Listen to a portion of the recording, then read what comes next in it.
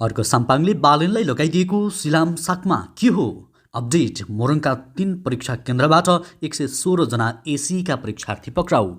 सुरक्षा निकायसँग सतर्क पोजिसनमा प्रधानमन्त्री बाबुराम भट्टराईको प्रश्न, हाम्रा छोराछोरी किशोर अवस्थामै विदेश पलायन भइरहने कहिलेसम्म? नयाँ कीर्तिमानी कायम गरेको सुनको भाउ घट्यो।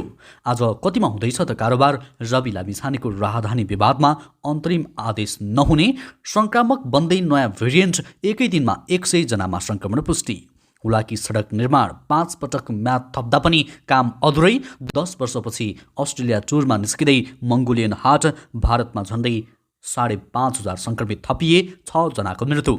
रावा इनर्जीको आइपिओ बिक्री आजबाट खुला, कसरी भर्ने त? सम्पूर्ण जानकारी आजको समाचारमा। इम्बोसमा प्रदेशको नाम नेपालीमै लेख्ने तयारी, अरू विवरण अङ्ग्रेजीमै। प्रचण्डको आश्वासन, कोशी प्रदेशको नाम सच्याउन पहल गर्छु। प्रचण्डलाई ओलीले भने राष्ट्रिय गान अगाडिको धुन हटाउनु।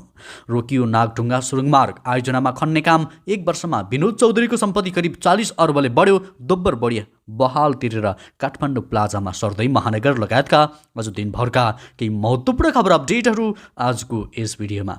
दर्शकवृन्द नमस्कार अनि हार्दिक स्वागत छ। आज पनि केही महत्त्वपूर्ण खबर अपडेटहरू लिएर म सन्तोष कठायत उपस्थित भएको छु। पुरा समाचार महत्त्वपूर्ण भएकाले अन्तिमसम्म हेरी हाम्रो हौसला स्वरूप भिडियोमा एक लाइक गर्दै सक्दो सेयर गर्न नबिर्सिनुहोला। साथै यति बेला कुन ठाउँबाट भिडियो सामग्री हेर्दै हुनुहुन्छ तलको कमेन्ट बक्समा जानकारी गराउन पनि नबिर्सिनुहोला। समाचारको सुरुमा नयाँ भेरिएन्टको प्रसङ्ग। नयाँ भेरिएन्ट पुष्टि भएसँगै कोभिड सङ्क्रमण दिनानुदिन बढ्दै गएको छ। एकै दिनमा करिब 100 जनामा सङ्क्रमण पुष्टि भएको छ। पछिल्लो 24 घण्टामा 237 पिसिआर, त्यस्तै 1341 एन्टिजेन परीक्षण गरी कुल 1768 जनामा परीक्षण गर्दा 98 जनामा सङ्क्रमण पुष्टि भएको हो। मङ्गलबार 1117 जनामा गरिएको परीक्षणमा 80 जनामा सङ्क्रमण पुष्टि भएको थियो। त्यसैगरी सोमबार 1151 जनाको परीक्षणमा 76 जनामा सङ्क्रमण देखिएको थियो। जनस्वास्थ्यको यो तथ्याङ्क हेर्दा कोभिड सङ्क्रमण बढ्दै गएको देखाएको छ। त्यसैगरी सीमा नाकामा कोभिड जाँच गर्दै सङ्क्रमितको सङ्ख्या बढ्दै गएको पाइएको छ। जस्तो कि पछिल्लो 24 दिनमा भारतबाट रूपन्देहीको बेलैया नाका हुँदै नेपाल भित्रिएका 36 जनामा कोरोना सङ्क्रमण देखिएको छ। यो सङ्ख्या अरू नाकाहरूमा पनि बढ्दो देखिन्छ। सीमा नाकाहरूबाट आवजावत गर्ने शङ्कास्पद लक्षण भएका यात्रुहरूको सीमा नाका हेल्थ डेस्कमा अनिवार्य परीक्षण गराउन पनि मन्त्रालयले आग्रह गरेको छ। त्यस्तै पूर्व प्रधानमन्त्री डाक्टर बाबुराम भट्टराईले नेपालीहरू किशोर अवस्थामै विदेश पलायन भइरहने कहिलेसम्म भनेर प्रश्न गरेका छन्। नेपालका उद्यमी व्यवसायीको छाता सङ्गठन उद्योग वाणिज्य महासङ्घको आसन्न राष्ट्रिय सम्मेलनको सन्दर्भमा सामाजिक सञ्जाल ट्विटरमा लेख्दै उनले अर्थतन्त्रका सतही कुराभन्दा रणनीतिक र संरचनात्मक रूपान्तरणका मुद्दामा विमर्श केन्द्रित गर्नुपर्ने जनाएका हुन्। पूर्व प्रधानमन्त्री डाक्टर बाबुराम भट्टराईले नेपालीहरू किशोर अवस्थामै विदेश पलायन भइरहने कहिलेसम्म भनेर प्रश्न गरेका छन्। नेपालीहरूका उद्यमी व्यवसायीहरूको छाता सङ्गठन उद्योग वाणिज्य महासङ्घको आसन्न राष्ट्रिय सम्मेलनको सन्दर्भमा सामाजिक सञ्जाल ट्विटरमा लेख्दै उनले अर्थतन्त्रका सतही कुराभन्दा रणनीतिक र संरचनात्मक रूपान्तरणका मुद्दामा विमर्श केन्द्रित गर्नुपर्ने जनाएका हुन्। त्यस्तै बुधबार सुनको मूल्यले नयाँ रेकर्ड कायम गरेको छ। उक्त दिन सुनको मूल्य हालसम्मकै उच्च बिन्दुमा पुगेर नयाँ कीर्तिमान कायम गर्न सफल भयो।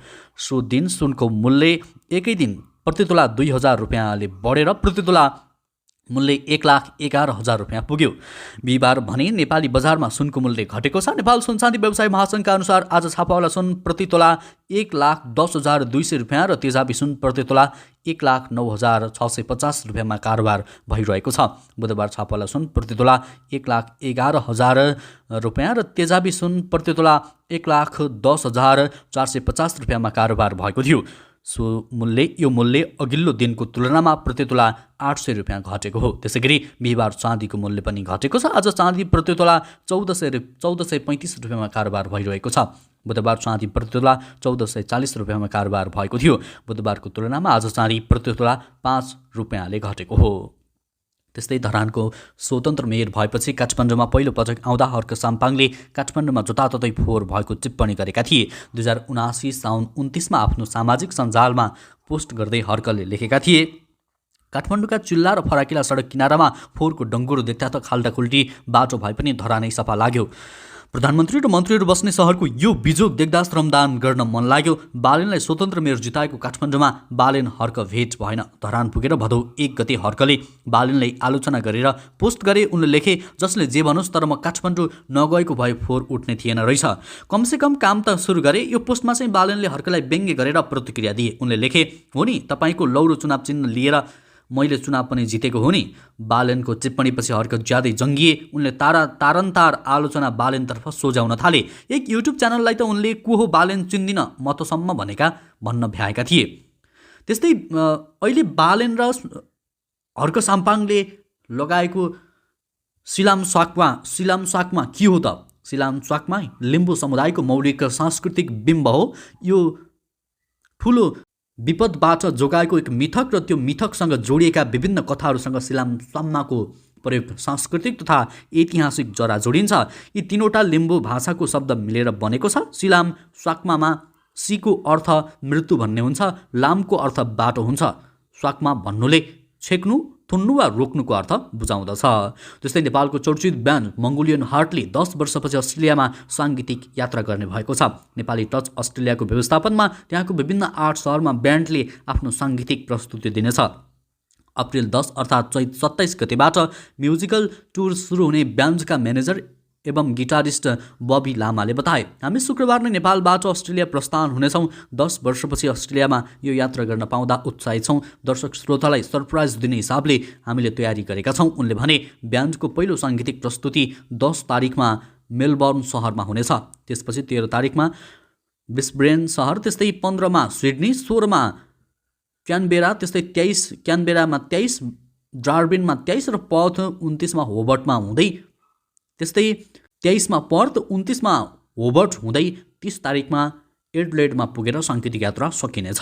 त्यस्तै 30 महिनामा सक्नुपर्ने हुलाकी सडकको निर्माण कञ्चनपुरमा 6 वर्ष बितिसक्दा पनि सम्पन्न हुन सकेको छैन। कञ्चनपुरको डोके बजारदेखि बेतकोटको दैजीसम्मको 62 किलोमिटर हुलाकी सडक 2073 फागुनमा सम्झौता भई काम थालिएको भए पनि अझै 26 किलोमिटर सडक कालोपत्री गर्न बाँकी रहेको छ। हुलाकी राजमार्ग योजना कार्यालयका इन्जिनियर दीपक सुनारले निर्माण व्यवसायीले उक्त कामलाई प्राथमिकतामा नराख्दा निर्माणमा ढिलासुस्ती भएको बताए। पहिलो कोरोना कहर निकुञ्ज क्षेत्रमा स्वीकृति लगायतका कारणले ढिलाइ भयो। उनले भने, 5औं पटक काम गर्न म्याद थप गर्दा पनि पुरा भएको छैन। हुलाकी सडकको 62 किलोमिटर सडक 3वटा प्याकेजमा ठेक्का दिएर काम थालिएको थियो। डोके बजारदेखि बेलौरीसम्मको पहिलो प्याकेजको 20 किलोमिटरमा 90% काम सम्पन्न भए पनि अन्य 2 प्याकेजमा काम उस्तै छ। पहिलो प्याकेजको निर्माण 36 करोड 47 लाख रुपियाँमा शर्मा राजेन्द्र जेबीले निर्माणको जिम्मा पाएको थियो। त्यस्तै कोरोना जोखिम बढेपछि बेलैया नाकामा कडाई गरिएको बताइएको छ। भारतबाट स्वदेश फर्कने नागरिकमा कोरोना संक्रमण देखा पर्न थालेपछि जाँचमा कडाई गरिएको छ। भारतसँग जोडिएका सीमा नाकामा परीक्षण गर्दा स्वदेश फर्किएकामा संक्रमण देखिन थालेपछि सीमा क्षेत्रमा नियमित जाँच र निगरानी बढाइएको रूपन्देहीका प्रमुख जिल्ला अधिकारी भरतमणि पाण्डेले जानकारी गराएका छन्। विशेष गरी भारतमा लामो समयसम्म बसेका नेपाली नागरिक र भारतीय पर्यटकलाई लक्षित गर्दै जाँचको दायरा बढाइएको उनले बताए। पछिल्लो समय भारतमा संक्रमण फैलिरहेको अवस्था छ। भारतबाट फर्किनेमा कोरोना देखिन थालेपछि जोखिम बढ्दै गएको छ। त्यसको रोकथाम र नियन्त्रणका लागि सीमा क्षेत्रमै परीक्षणमा कडाई गरेका छौँ, प्रजीय पाण्डेले भने।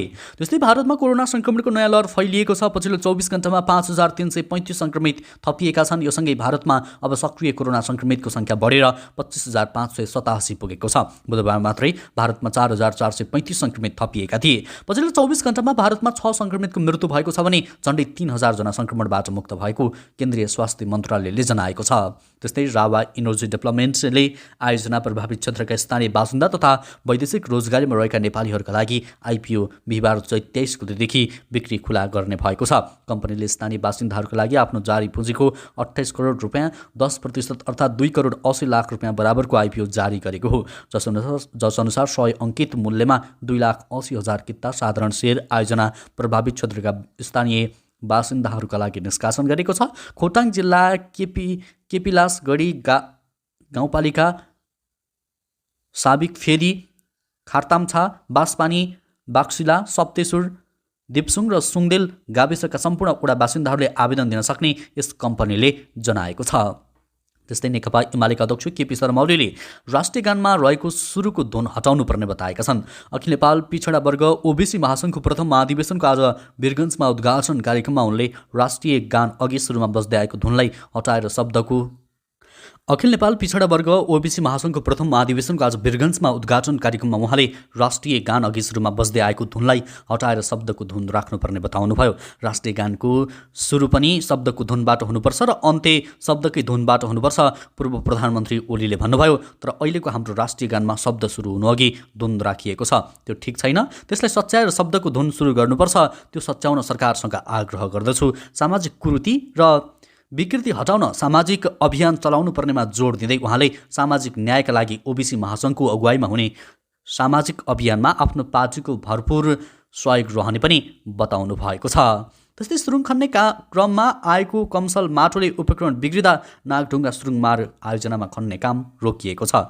यो समस्या देखिएको 20 दिन भएको नागढुङ्गा सुरुङमार आयोजनाले जनाएको छ। पहिले दैनिक 3 देखि 4 मिटर खन्ने गरेकोमा अहिले रोकिएको आयोजनाका प्रमुख नवीनमान श्रेष्ठले जानकारी दिए। अरू काम चले पनि सुरुङ खन्ने प्रगति कम रहेको छ। त्यहाँको भूबनोट कमजोर रहेको र काम गर्दा उपकरणमा बिग्रने समस्या आइरहेको छ। आयोजनाले निर्माण कम्पनीलाई राम्रोसँग सिस्टम ल्याउन र आवश्यक भएर उपकरणका पाठ फेर्न भनेको छ। उनले भने आयोजना र कम्पनीका बीचमा कुराकानी भइरहेको छ। निर्माण कम्पनीसँग अहिले जनशक्ति र उपकरण दुवै पर्याप्त भएको आयोजनाले जनाएको छ। कम्पनीले तीव्र गतिमा काम गरिरहँदा यो समस्याका कारण ब्रेकडाउन भएको प्रमुख श्रेष्ठले बताएका छन्। त्यस्तै नेकपा एमालेका अध्यक्ष केपी शर्मा ओलीले उपनिर्वाचनलाई स्वस्थ र मर्यादित बनाउन व्यक्तिगत गालीगलौजमा नपरी एजेन्डामा आधारित बहस गर्न आग्रह गरेका छन्। अध्यक्ष ओलीले सामाजिक सञ्जाल फेसबुकमा वैशाख 10 गते उपनिर्वाचनमा भाग लिने उम्मेद्वारहरूको अन्तिम नामावली प्रकाशित हुँदैछ। धेरैजसो उम्मेद्वारहरूमा नयाँ युवा र अनुहार देखिएको खुसीको कुरा छ। यो उनले खुसीको कुरा रहेको पनि बताएका छन्। मैले आम निर्वाचनमा पनि नेपाली काङ्ग्रेसका सभापति शेरबहादुर देउबाजीलाई बहसका निमित्त आउन आग्रह गरेको थिएँ। त्यसबेला मेरो प्रयास सफल रहेन। अब हामीले राजनीतिलाई सही बाटोमा लैजान एजेन्डा केन्द्रित बनाउनै पर्छ। चुनावी मैदानमा उत्रिनुभएका सबै उम्मेद्वारलाई शुभकामना उनले भनेका छन्। त्यस्तै प्रधानमन्त्री एवं माओवादी केन्द्रका अध्यक्ष पुष्पकमल दाहाल प्रचण्डले कोशी प्रदेशको नाम सच्याउन पहल गर्ने बताएका छन्। सबैभन्दा पहिले पहिचानको मुद्दा उठाउने पार्टी माओवादी भएको र त्यसलाई आफूहरूले अझै नचाडेको भन्दै प्रचण्डले पार्टीको तर्फबाट नाम सच्याउन पहल गर्ने बताएका हुन्। तत्कालीन 1 नम्बर प्रदेशको नाम कोशी प्रदेश राख्नुपर्ने पक्षमा प्रदेश सभामा मतदान गरेको माओवादी केन्द्र र त्यसको 1 महिनापछि नामाङ्कन सच्याउने पक्षमा उभिएको छ। गत फागुन 17 गते प्रदेश सभाबाट नाम पारित हुँदा माओवादी केन्द्रले भूगोलको आधारमा कोशी प्रदेशको पक्षमा मतदान गरेको थियो। त्यस्तै सरकारको योजना पूरा भए अब सवारी साधनको इम्बोस नम्बर प्लेटमा देवनागरिक लिपि देखिनेछ। सोमबार बसेको मन्त्री परिषद बैठकको निर्णयले सवारी तथा यातायात व्यवस्था ऐन 2049 को अनुसूची 2 मा हेरफेर गर्दै इम्बोस नम्बर प्लेटमा अङ्ग्रेजी वा देवनागरिक अङ्क अक्षर वा दुवै लेख्न सकिने व्यवस्था गरेको छ। अहिलेसम्म इम्बोस नम्बर प्लेटमा अङ्ग्रेजी र अङ्क मात्रै लेख्न सकिने व्यवस्था थियो। नयाँ व्यवस्था गरेरै प्लेटमा देवनागरिक लिपिमा लेख्न लागि हो। भौतिक पूर्वाधार तथा यातायात मन्त्रालयका एक अधिकारीका अनुसार अब प्रदेशको नाम प्लेटमा इम्बोस नगरी यसका लागि धेरै चरणमा ठेकेदार कम्पनी टाइगर डेकाटुर आइटीसँग छलफल भएको छ र स्टिकरमा प्रदेशको नाम राखेर प्लेट बनाउन सकिने निष्कर्षमा पुगेका छौँ। उनले भने पूर्व योजना अनुसार भए अब कोशी, मधेस, बागमती, गण्डकी, लुम्बिनी, कर्णाली र सुदूरपश्चिम भने प्लेटमा नेपालमा लेखिनेछ। तर अब प्लेटका प्रदेशहरूका नाम बाहेक अरू अङ्ग्रेजीमै हुनेछन्। हवस् त दर्शकवृन्द, यो खबर सँगसँगै अहिलेलाई केही चर्चामा रहेका महत्त्वपूर्ण खबर अपडेटहरू यति नै। पलपलको न्युज अपडेटका लागि लाइक, कमेन्ट, सेयर अनि सजेस्ट गर्दै गर्नुहोला। नमस्कार, तपाईँको बाँकी पल शुभ बितोस्।